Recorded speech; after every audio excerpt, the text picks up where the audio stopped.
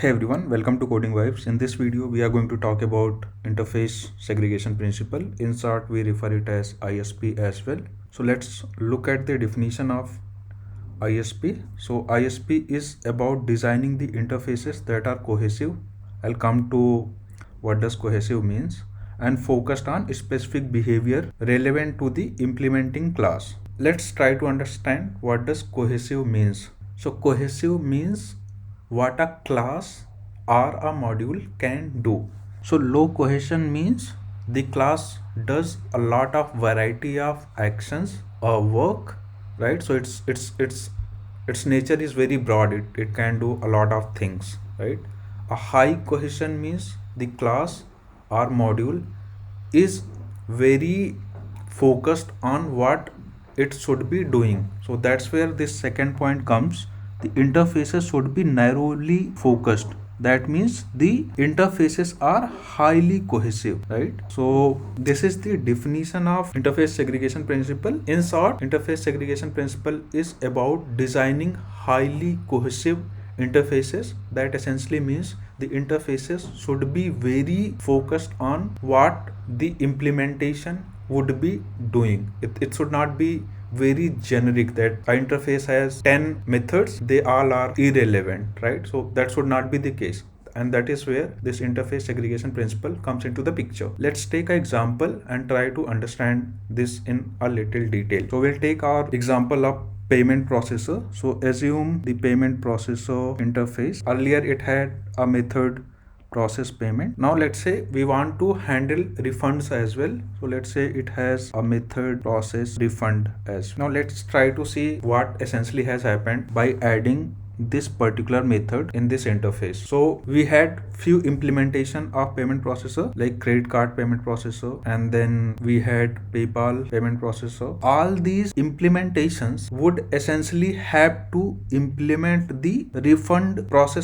method as well, which is a problem, right? There is a possibility that credit card type of payment would not require any refund. It's a unnecessary method that we have added to interface payment processor, right? Instead, what we can do, we can segregate the interface into some narrow focused interfaces. In this case, we can have our payment processor remain same. It has only process payment method, and then we can have another interface, let's say refund processor. It can have a method process refund. All right. Now any service or any implementation that is specific to refund processing can implement the refund processors, right? So now our payment processor is highly cohesive. It is doing only job of processing a payment, and our refund processor is highly cohesive, which only does the job of processing a refund, right? So this is the definition of ISP. In short, a software system should be highly cohesive.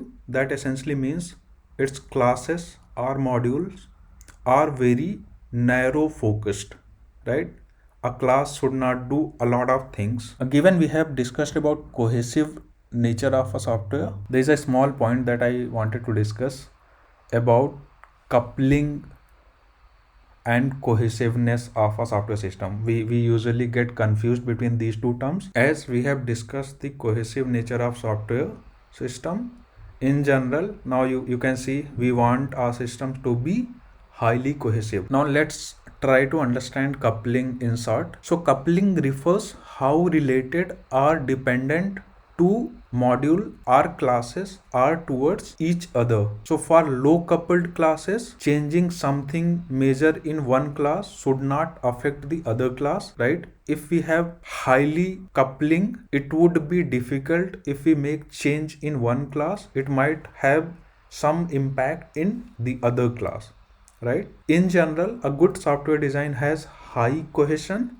and low coupling. This is the definition part of interface segregation principle. In next video, we are going to code the example that we took now, and we will take another example to understand in detail the interface segregation principle. Along with that, we will be discussing about the advantages of ISP. So this is the end of this video. Thanks for watching.